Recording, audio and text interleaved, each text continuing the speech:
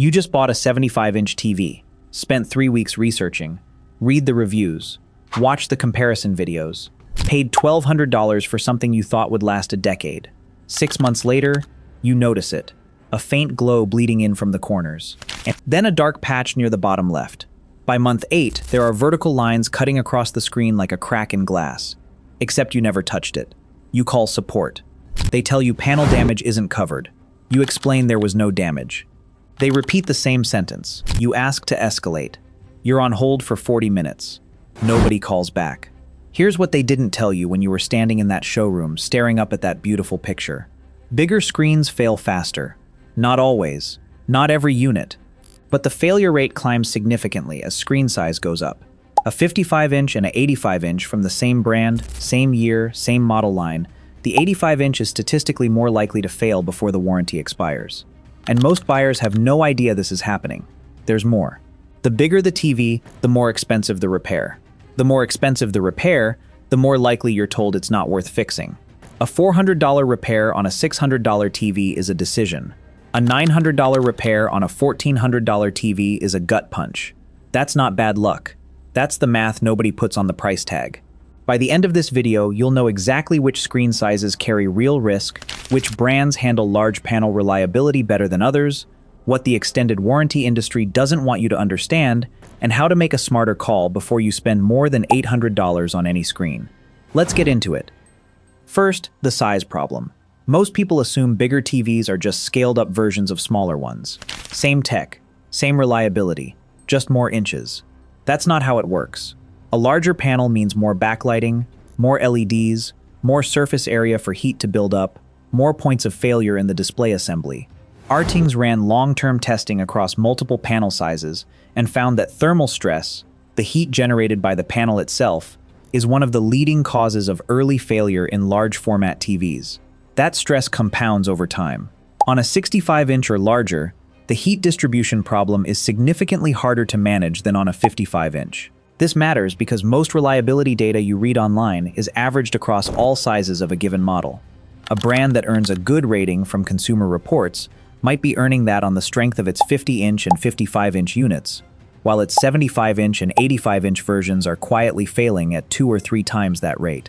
One owner on Reddit put it this way: bought the 85-inch version because it was only $200 more than the 75. Figured why not. Screen developed a massive bright patch in the upper right corner at 14 months. Repair estimate was $850. TV cost $1,100. I literally cried. Bottom line, never assume the reliability of a large TV mirrors the reliability of the smaller version of the same model. They're different engineering challenges, and not every brand solves them equally well. Now let's talk about which brands handle large panels better, and which ones hope you don't notice until it's too late. Start with Samsung. Specifically, their large format QLED and Neo QLED lines. Samsung's 65-inch and 75-inch QLED models have a reasonably strong reliability track record based on Consumer Reports survey data covering tens of thousands of owners. Their Neo QLED line, models like the QN85B, QN90B, and the current QN90D, use mini LED backlighting, which runs cooler and distributes light more evenly than traditional full-array LEDs. That matters at large sizes. But here's the problem Samsung doesn't advertise. Their budget large screen lines, the DU8000 series, the CU8000 series, use edge lighting instead of full array. On a 75-inch or larger, edge lighting struggles badly. You get uneven brightness, corner glow, and hot spots that get worse over time as the edge strips degrade. One owner wrote, "Got the Samsung 75-inch DU8000 because the salesperson said Samsung is reliable. At 18 months, there's a bright horizontal bar across the middle of the screen that never turns off. Samsung wants $600 to fix it. For a TV I paid $900 for." The model number matters more than the brand name. Samsung's premium large screens are well built. Samsung's budget large screens carry the same name and a completely different risk profile. Bottom line, if you're buying a large Samsung, get the Neo QLED. Avoid the CU and DU budget series in 65 inches and up. The price difference is real, but so is the gap in longevity. LG is next, and this is where something surprising happens. On OLED, LG is hard to beat. The C5, G5, their flagship OLED panels at 65 and 77 inches, use self-emissive pixels, meaning no backlight at all. No backlight means no backlight failure. The thermal profile of an OLED panel is fundamentally different from an LED TV. Arting's long-term testing showed LG OLED panels maintaining picture quality with minimal degradation after thousands of hours of use. The catch? LG's large-format Clinid and NanoCell LED TVs, their non-OLED lines, tell a very different story. Consumer Reports gives LG's LED TV lines a below-average reliability rating overall. At 75 inches and above, that already concerning number gets worse. The QNED 80 series at 75 inches is a common problem child. Backlight uniformity complaints, panel bleeding, and a customer service experience that multiple owners describe as circular and unhelpful. One owner wrote, LG 75 QNED 80. The left third of the screen is noticeably dimmer than the rest. Called LG, they sent a technician who said it was within spec. Within spec. This is a $1,300 TV. So LG gives you one of the best large screen experiences on the market, if you go OLED. And one of the more frustrating ones if you buy their LED TVs because you want something cheaper. Bottom line, on a large screen, go LG OLED, or skip LG entirely. Their LED lineup at 65 inches and up isn't worth the risk when brands like Sony are competing at similar price points with better track records. Sony. This is where the numbers get interesting. Consumer Reports consistently ranks Sony as one of the most reliable TV brands across all categories, including large panel. Their projected 5-year failure rate hovers around 3 to 4%. Industry average is closer to 10 to 12. At large sizes, where other brands start to slip, Sony tends to hold. Why? Two things. Sony uses their own image processing chips, the X1 Ultimate and XR processors, which manage heat and brightness more efficiently than generic processors. And their quality control at the factory level is tighter than most competitors. Their Bravia XR line at 65, 75, and 85 inches, the X90L, X93L, A80L OLED, carry some of the best large panel reliability data available. The repair experience matters too. When something does go wrong with a Sony, owners consistently report better outcomes. Technicians actually show up. Parts are available. The process doesn't make you feel like the company is hoping you give up. One owner wrote, "My Sony 75 X90L developed a minor backlight issue at month 19. Called Sony, they dispatched a tech within 4 days, replaced the backlight assembly under warranty. No argument. Still going strong." That's not a common story with most brands. With Sony, it comes up often enough to mean something. Bottom line, Sony is the safest large panel buy in the $1,000 to $2,000 range. You're paying a premium, but the premium is real, not just branding. TCL. This one gets complicated. TCL has grown fast. They now sell more TVs in North America than almost anyone, and their QM8 and QM851G mini LED models have genuinely impressed reviewers. RTE Zheng's ranked the QM8 as one of the best value large TVs on the market for picture quality and local dimming performance. Here's the problem. Picture quality and reliability are two different conversations. Consumer Reports gives TCL a fair to poor reliability rating in large panel sizes. Their 5-year failure projection for 65-inch and larger models sits around 14 to 16%. That's not catastrophic, but it's significantly higher than Sony and meaningfully higher than Samsung's premium lines. TCL's customer service is the other issue. Multiple owners describe a support process that asks them to run through the same troubleshooting steps repeatedly, delays technician visits, and sometimes offers replacement units that arrive with cosmetic damage or different specs than what was promised. One owner wrote, TCL 75 QM8. Incredible picture. At 16 months, a column of dead pixels down the right side. Contacted TCL. They had me unplug and replug the TV 4 times over 2 weeks before agreeing to send a technician. Technician canceled twice. Still not resolved. That's the pattern. TCL makes impressive hardware. Their after-sale experience is inconsistent enough to matter on a $1,200 purchase. Bottom line, TCL is a legitimate option if you're buying with a strong extended warranty from a third party. Without that protection, the math on large panel TCL is shakier than it looks at the shelf. Now the part most people skip. Extended warranties. Here's how they actually work. When you buy a TV at Best Buy, Costco, or Walmart, you'll be offered an extended warranty at checkout. Best Buy's Geek Squad protection on a $1,200 TV runs about $200 to $250 for 4 years.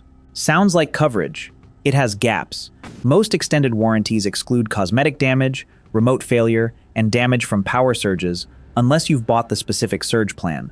Some exclude pixel anomalies if fewer than a certain number of pixels are affected. Read the contract, seriously. Print it and read it. Costco is the exception worth noting. Costco automatically extends the manufacturer's warranty by 2 years on TV purchases made with a Costco Visa. That's free.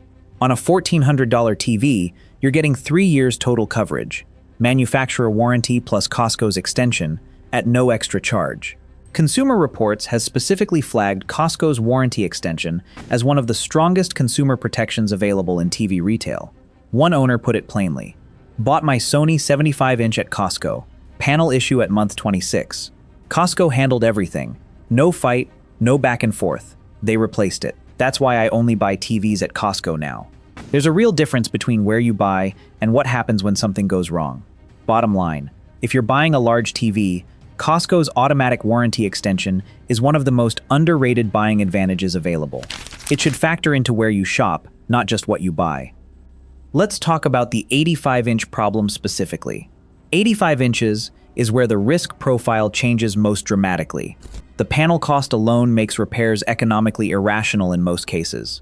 A backlight failure on an 85-inch TV typically runs $600 to $1,000 in parts and labor.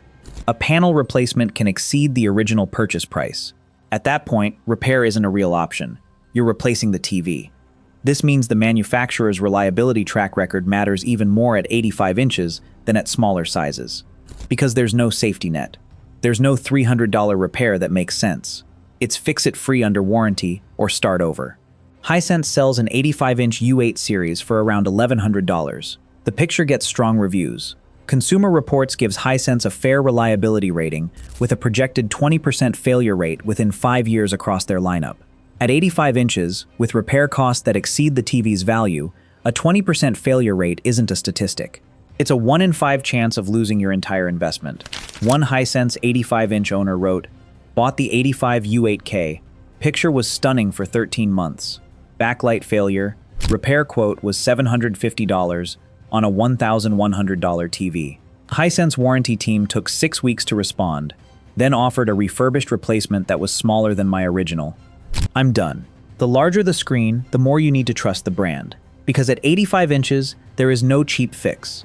Bottom line, at 85 inches, stick to Sony or LG OLED. This is not the category for budget bets. A $400 price difference that turns into a $900 repair, or no repair at all, isn't savings. It's the most expensive decision in the room. One more thing, burn-in, and why it matters more on large screens than small ones. OLED TVs, including LG and Sony OLED models, are subject to burn-in if static images are displayed for extended periods.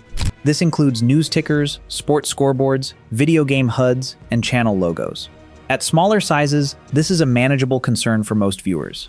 At 65 inches and above, the same amount of burn-in becomes dramatically more visible because the affected area is physically larger. A burned-in news ticker on a 77-inch OLED looks like graffiti.